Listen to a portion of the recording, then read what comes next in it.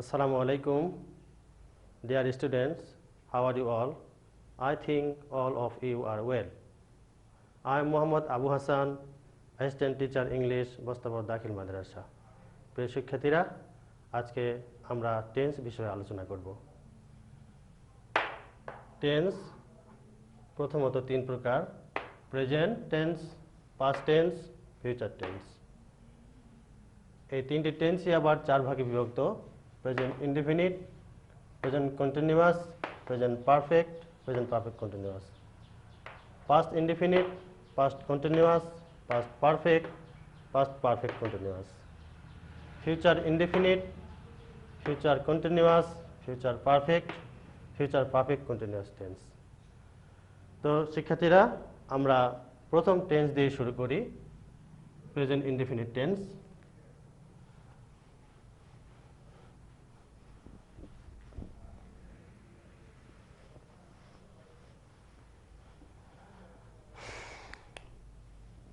আমরা প্রথম tense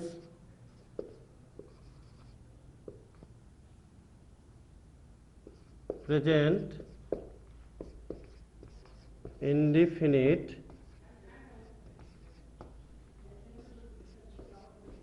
tense সম্পর্কে আমরা আলোচনা করব। প্রেজেন্ট ইনডিফিনিট টেন্স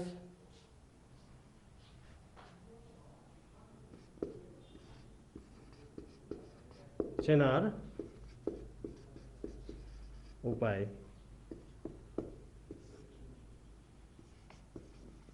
বাংলা ক্রিয়ার শেষে এ, অ, ই ইত্যাদি ইত্যাদি যুক্ত থাকবে। Auxiliary verb. এই টেন্সের সাহায্যকারী ভার্ব হচ্ছে ডু অথবা ডাজ। হাবোধক বাক্যে ডু বা ডাজ ব্যবহার হয় না।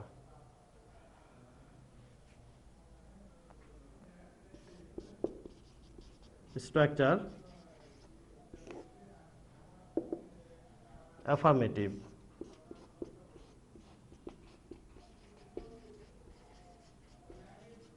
অ্যাফার্মেটিভ হাবোধক বাক্য। এই বাক্যে আমরা ডু বা ডাজ ব্যবহার করব না। এই বাক্যে অন্যান্য বাক্যে ডু বা ডাজ ব্যবহার হবে। স্ট্রাকচার: প্রথমে আমরা সাবজেক্ট দিব সংক্ষেপে এস। ভার্বের প্রেজেন্ট ফর্ম আমরা ভার্ব ওয়ান দিয়ে উল্লেখ করব, অবজেক্ট, এবং এক্সটেনশন যদি থাকে এক্সটেনশন। এক্সাম্পল: সে আমাকে সাহায্য করে। এখানে আমরা লক্ষ্য করি করে ভার্বে এ ধ্বনি আছে, এ ধ্বনি। এখানে এ চিহ্নটা এখানে আমরা পেলাম। তাহলে এটা আমরা ট্রান্সলেট করলে সাবজেক্ট সে, হি, এরপরে ভার্ব। ভার্ব হচ্ছে সাহায্য করা। সাহায্য করা ইংরেজি হচ্ছে হেল্প।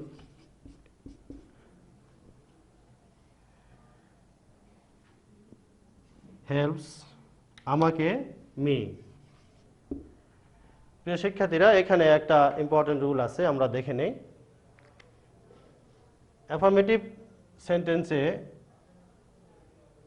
ডু বা ডাজ হয় না, কিন্তু সাবজেক্ট যদি থার্ড পারসন সিঙ্গুলার হয়, থার্ড পারসন সিঙ্গুলার নাম্বার হয়, তাহলে ভার্ব এর শেষে এস অথবা ইএস যোগ করতে হয়।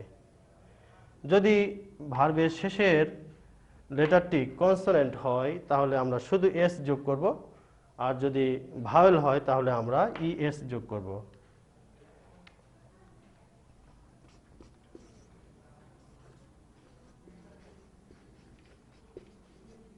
নেগেটিভ।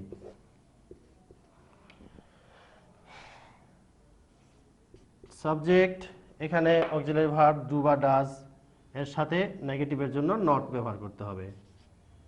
ডু অথবা ডাজ প্লাস নট প্লাস ভার্বের প্রেজেন্ট ফর্ম অবজেক্ট এক্সটেনশন। শিক্ষার্থীরা এখানে ব্যবহার ডু বা ডাজ। সাবজেক্ট যদি থার্ড পারসন সিঙ্গুলার হয় সেক্ষেত্রে আমরা ডাজ অক্সিলারি ব্যবহার করব, অন্যান্য সাবজেক্টের ক্ষেত্রে আমরা ডু ব্যবহার করব। তাহলে এখানে যে আমরা বাক্যটা দিয়েছি সে আমাকে সাহায্য করে, এই বাক্য দিয়ে আমরা নাবোধক করি। সে আমাকে সাহায্য করে না। এই বাক্যটিতে দেখি সাহায্য করে না।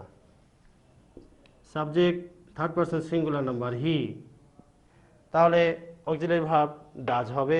থার্ড পারসন সিঙ্গুলারের সাথে ডাজ অক্সিলারি ব্যবহার হয়। ডাজ নেগেটিভের জন্য not, does not help me. প্রিয় শিক্ষার্থীরা খেয়াল করো, এখানে হি হেল্পস মি, এখানে ভার্বের সাথে আমরা এস যোগ করেছি, ডু বা ডাজ ব্যবহার করিনি, বাক্যটি অ্যাফার্মেটিভ। কিন্তু এখানে আমরা হেল্পের সাথে কিছু যোগ করিনি কারণ বাক্যটি নেগেটিভ। নেগেটিভ বাক্যে বা ইন্টারোগেটিভ বাক্যে ভার্বের সাথে এস বা ইয়েস যোগ হয় না, শুধুমাত্র হাবোধক বাক্যেই এস বা ইয়েস যোগ হয়।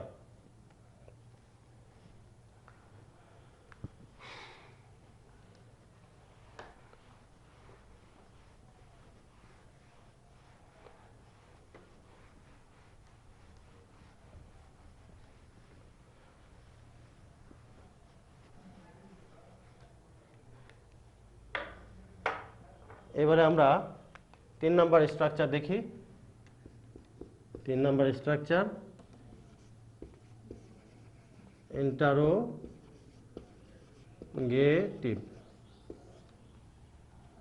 ইন্টারোগেটিভ করতে হলে আমরা যে অক্সিলারি ভার্ব ব্যবহার করেছিলাম নেগেটিভ সেন্টেন্সে, সেই অক্সিলারি ভার্বের পরে নট দিলেই, সেই অক্সিলারি ভার্বটাকে সাবজেক্টের আগে আনলেই ইন্টারোগেটিভ বাক্য হয়ে যাবে। তাহলে অক্সিলারি ভার্ব ডু অথবা ডাজ প্লাস সাবজেক্ট প্লাস ভার্বের প্রেজেন্ট ফর্ম অবজেক্ট এক্সটেনশন প্রশ্ন চিহ্ন, সাইন অফ ইন্টারোগেশন। তাহলে আমরা প্রথম বাক্যটিকে যদি প্রশ্নবোধক করি তাহলে কি হয়? সে কি আমাকে সাহায্য করে? সে কি আমাকে সাহায্য করে?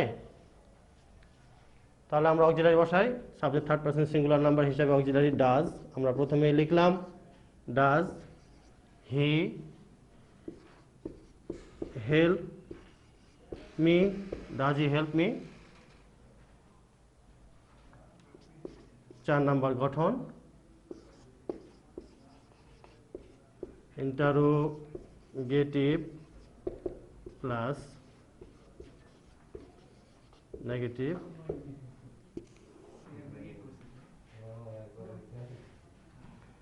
শিক্ষার্থীরা ইন্টারোগেটিভ নেগেটিভ করার 3টা পদ্ধতি আছে, আমরা দেখে নেই পদ্ধতিগুলি।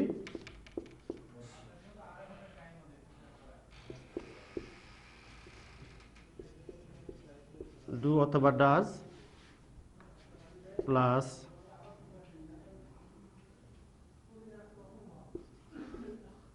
Not plus subject noun. Subject noun ভার্বের প্রেজেন্ট ফর্ম অবজেক্ট এক্সটেনশন প্রশ্ন চিহ্ন।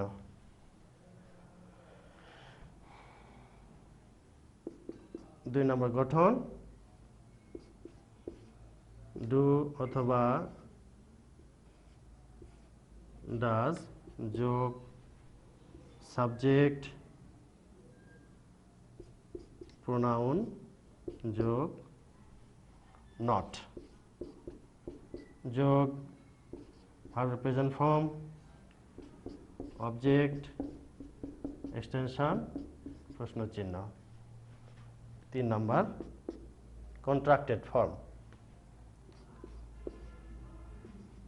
Don't or doesn't plus subject noun or pronoun plus verb present form object extension। প্রিয় শিক্ষার্থীরা, ইন্টারোগেটিভ নেগেটিভ করার 3টা পদ্ধতি। সাবজেক্ট যদি নাউন হয় সেক্ষেত্রে আমরা অক্সিলারির সাথে নটটা আগেই দিব, সাবজেক্টের আগেই বসাবো নট। সাবজেক্ট যদি প্রোনাউন হয় সেক্ষেত্রে আমরা নটটাকে পরে বসাবো, অক্সিলারি সাবজেক্টের আগেই থাকবে।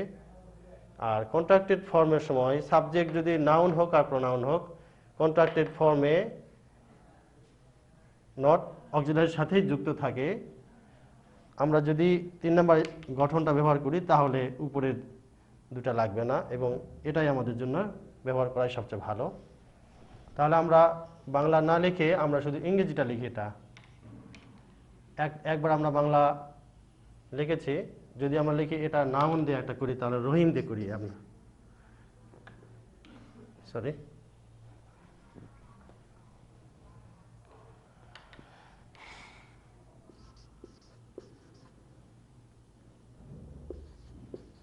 রহিম কি আমাকে সাহায্য করে না, রহিম কি আমাকে সাহায্য করে না। তাহলে এখানে আমরা দেখি সাবজেক্টটা হচ্ছে noun, third person singular number হিসাবে ডাজ, এবং সাবজেক্টে রহিম হওয়ার কারণে অক্সিলারিটা আগে, does not Rahim help me প্রশ্নবোধক চিহ্ন। এখানে রহিমের বদলে যদি আমরা সে নেই তাহলে কি হবে, সে কি আমাকে সাহায্য করে না। তাহলে এখানেও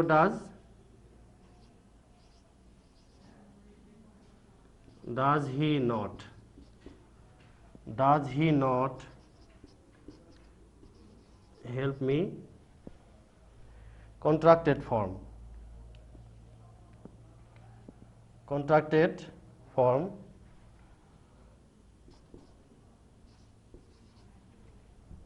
doesn't Rahim or he help me। প্রিয় শিক্ষার্থীরা, আজকে আমরা প্রেজেন্ট ইনডেফিনিট সম্পর্কে জানতে পারলাম। তো তোমরা সবাই ভালো থেকো। পরবর্তী ক্লাসে আমরা পরের টেন্সগুলি আলোচনা করব।